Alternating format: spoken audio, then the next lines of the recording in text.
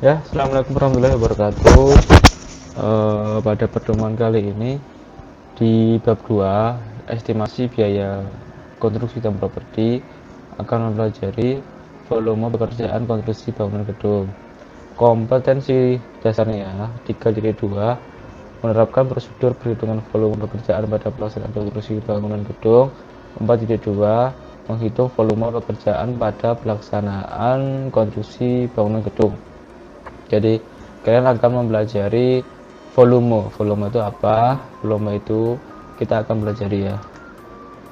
Oke, next.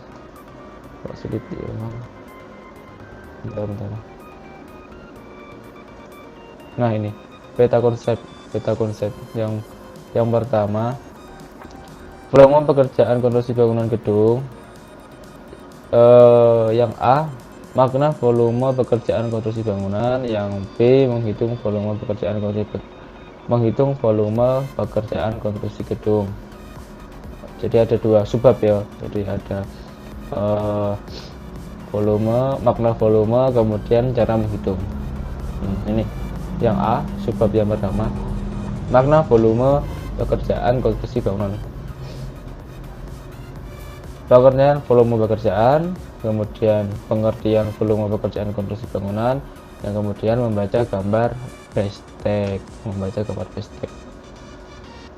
Ini yang pertama, pengertian volume pekerjaan. Apa itu? Volume atau quantity suatu pekerjaan merupakan jumlah banyaknya volume pekerjaan dalam satu satuan. Volume dapat diartikan sebagai kubikasi pekerjaan.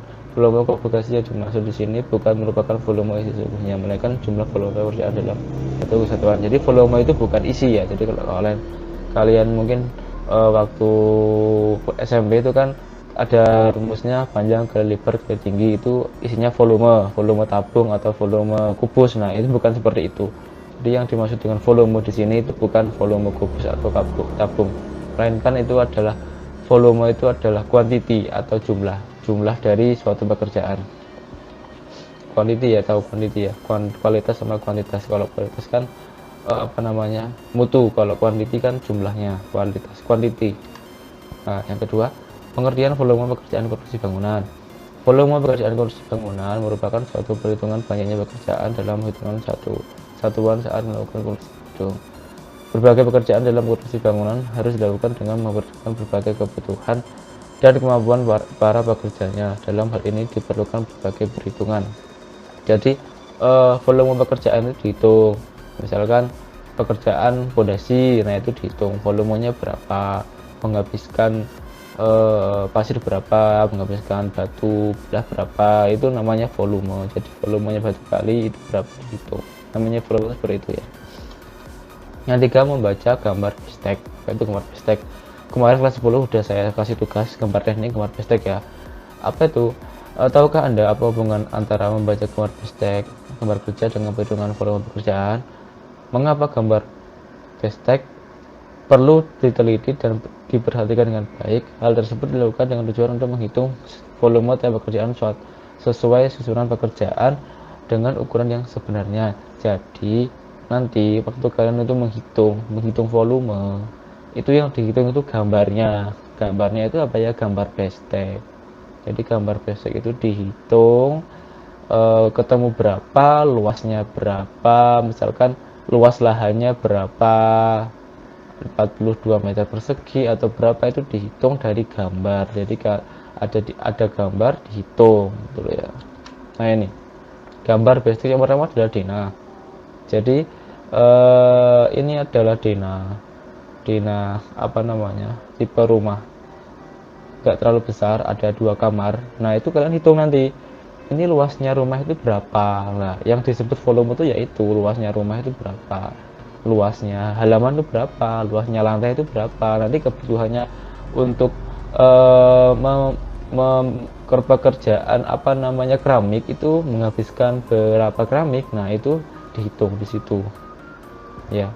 Menghabiskan berapa cat, nanti ke temboknya itu luasnya berapa, dicat itu menggunakan volume pekerjaan, dihitung. Ini penampang atau potongan.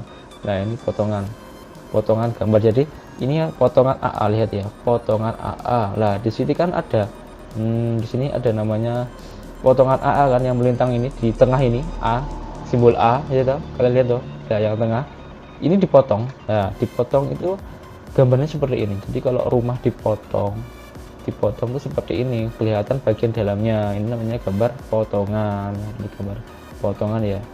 Jadi ada ketinggiannya rumahnya berapa, kemudian pondasinya apa, ini kelihatan kalau di gambar potongan. Paham ya? Pandangan atau tampak ya, tampak itu ada empat jenis: tampak depan, tampak samping kiri, belakang, samping kanan. Nah ini tampak depan. Jadi denah yang pertama tadi itu kalau digambar tampak depan seperti ini. Bisa membaca kan, membaca gambar ini, gambar apa, proyeksi ya. Kemarin kan gambar proyeksi kan ada tampak depan, atas. Kemarin saya kasih tugas itu kan di gambar teknik ada gambar proyeksi. Nah ini proyeksi gambar tampak depan ini namanya proyeksi tampak depan, gambar tampak depan dari rumah. Ini tampak samping kiri, jadi proyeksi samping kiri. Nah ini juga gambar proyeksi. Gambar rencana atau detail itu detail konstruksi. Ini ada detail pondasi, jadi detailnya pondasi itu seperti apa itu dihitung nanti ya. Ini kan ada ini tingginya berapa, 80 cm, kemudian lebar bawahnya 75. Nah ini dihitung volumenya pondasi ini berapa. Kalau pondasi itu meter kubik, jadi kalau meter kubik rumusnya apa, panjang kali lebar kali tinggi gitu kan. Jadi dihitung berapa meter kubik pondasi volumenya, itu dihitung nanti ya.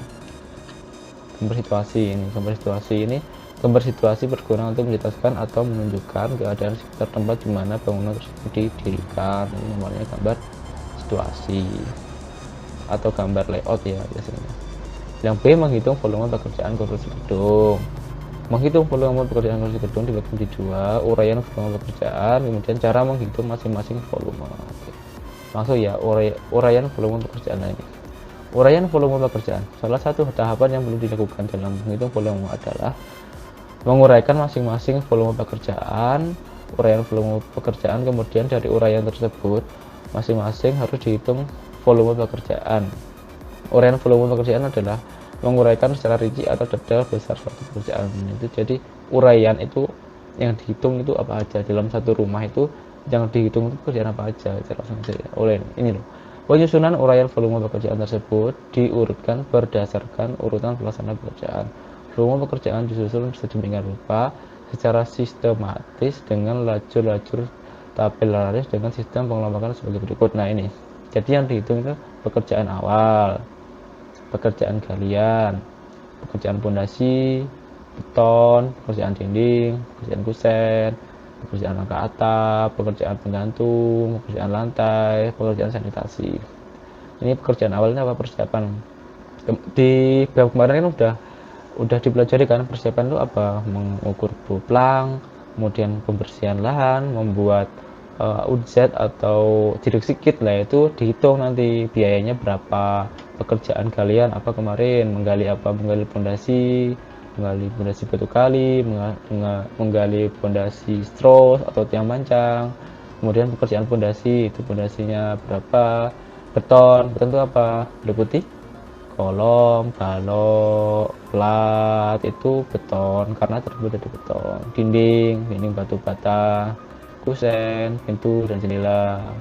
Kemudian rangka atap mulai dari kuda-kuda, reng usuk, kemudian genteng, itu rangka atap. Penggantung dan pengunci, kunci pintu, jendela, kemudian lantai dan keramik, berapa habisnya keramik.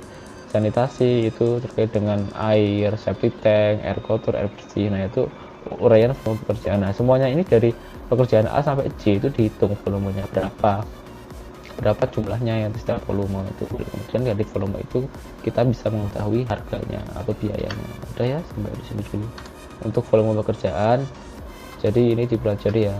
Nanti untuk cara menghitung masing-masing volume pekerjaan itu minggu depan ya. Jadi minggu depan kalian udah menghitung menggunakan rumus. Nanti menghitung rumus pondasi, rumusnya menghitung apa, pondasi apa, nanti dihitung.